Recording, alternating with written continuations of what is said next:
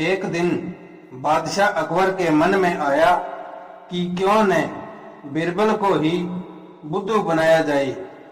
अपनी योजना पर अमल करते हुए उन्होंने एक ऐसा पिंजरा बनवाया जो पहली नजर में बाहर से देखने पर कहीं से पिंजरे जैसा नहीं दिखता था। फिर बादशाह ने एक कश्मीरी सेब उस पिंजरे में रखवा दिया और वहीं पिंजरे के पास छिपकर बिरबल के आने का इंतजार करने लगे। कुछ देर बाद बिरबल वहां आ पहुंचा। उसने सेब पड़ा देखा तो उसे उठाने को हाथ बढ़ाया। जैसे ही हाथ सेब से छुआ कि पिंजरा बंद हो गया और बिरबल का हाथ उसमें फंस गया। तभी पर्दे के पीछे छिपे अकबर सामने आते हुए बोले, अरे यह तुम हो बिरबल? मेरे महल से बहुत सी छोटी छोटी चीजें चोरी हो रही थी। चोर को पकड़ने के लिए मैंने यह जाल बिछाया था, लेकिन तुम कैसे फंस गए इसमें? तुम पर मुझे पूरा विश्वास है कि तुम चोर नहीं हो सकते, लेकिन आगे से ऐसा मत करना। फिर बादशाह मुस्कुराते हुए आगे बढ़े और बिरबल का हाथ पिंजरे से मुक्त करा दिया। तब बिरबल बोला, हुजूर, मैंने यह बढ़िया कश्मीरी सेब यहाँ पड़ा देखा तो उसे उठाने को आगे बढ़ा। इसमें गलत कुछ भी नहीं। यह तो आदमी की फितरत है। सेब चुराने की मेरी कोई मंशा नहीं थी। तब बादशाह ने बिरबल से कहा कि जो कुछ भी हुआ उसे भूल जाओ और उसे सफाई देने की भी कोई जरूरत नहीं। लेकिन बिरबल बेहद शर्मिंदगी महसूस कर रहा था। यह वाकया उसके दिलो दिमाग से निकल ही नहीं रहा था। बादशाह बिरबल की इस हालत का मजा लेने के लिए अक्सर बिरबल से पूछते रहते, कहो बिरबल, पिंजरे में रखा सेब कैसा था? बादशाह के इन व्यंग वाणों को सुनकर बिरबल का दिल और भी छलनी हो जाता। वह सोचता रहता कि इस हालत से छुटकारा कैसे पाया जाए। आखिरकार उसे एक उपाय सूझ ही गया। एक दिन बादशाह का मन हुआ कि शिकार के लिए जंगल में जाया जाए। यूं तो बिरबल भी अकबर के साथ जाता था, लेकिन उस दिन वह जानबूझकर गायब हो गया और बादशाह को अकेले ही जाना पड़ा। जंगल में शिकार की तलाश करते हुए अकबर काफी भीतर तक सुनसान में चले गए। इधर रात ढलने को थी। तभी उनके कानों में गरजती तेज आवाज सुनाई दी, रुको, कौन हो तुम?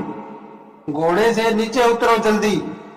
बादशाह ने पीछे मुड़कर देखा कि आवाज देने वाला कौन है, तो उन्हें एक बड़े पेड़ के नीचे शरीर पर शेर की खाल लपेटे एक आदिवासी खड़ा दिखाई दिया। उसके हाथ में लाठी थी। बादशाह ने उससे बचकर निकलने का प्रयास किया और आगे बढ़ने लगे। तभी वह आदिवासी अपनी लाठी जमीन पर पटकता हुआ चिल्लाया, तुम अभी तक घोड़े पर सवार हो, उतरे क्यों नहीं? मैं इस जंगल का देवता हूं, तुम्हें मेरी आज्ञा माननी ही होगी। अब बादशाह डर गए, घोड़े से उतरे और जंगल के देवता का अभिवादन किया। वह बोले, जंगल के देवता, मैं यहाँ इस जंगल में शिकार खेलने आया था। यह जंगल मेरे राज्य की सीमा के भीतर है, लेकिन अब मैं यहाँ से जाना चाहता हूँ। कहकर वे जैसे ही जाने को तैयार हुए तो जंगल का वह देवता बोला, ठहरो, तुमने मेरे इलाके में मेरी इजाजत के बिना प्रवेश किया है, तुम्हें इसकी सजा मिलेगी। बादशाह अब और भी डर गई, बोले, सुनो देवता, मुझे बख्श दो, यह सब अनजाने में हुआ है। यदि ऐसा हुआ है तो तुम्हें कड़ी सजा नहीं मिलेगी। दूर उस पेड़ को देख रहे हो तुम, उस पेड़ तक दौड़ते हुए जाओ, साथ में यह बोलो, जंगल के राजा का हुक्म है। बादशाह ने वैसा ही किया जैसा करने को कहा गया था। इसके बाद वह वापस महल में लौट आई। उसकी समझ में अब तक यह नहीं आ रहा था कि ऐसा क्यों हुआ।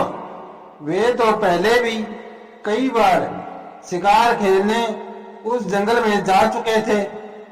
अगले दिन जब बिरबल रोज की तरह दरबार में आया तो बादशाह बोले, कहो बिरबल, सेब कैसा था?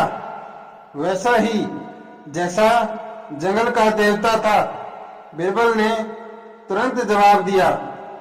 बादशाह हैरान रह गई कि बिरबल को कैसे पता चला कि बीती रात जंगल में उसके साथ क्या हुआ था।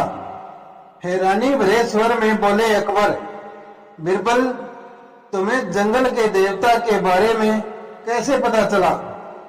बिरबल बोला, हुजूर, मुझे रात को सपना आया था और उस सपने में ही मुझे जंगल के देवता के बारे में पता चला, जबकि वास्तविकता यह थी कि जंगल का देवता और कोई नहीं, भेष बदले हुए बिरबल ही था। मजाक का बदला उसने मजाक करके ही लिया था। उसी दिन से बादशाह ने बिरबल का मजाक बनाना छोड़ दिया।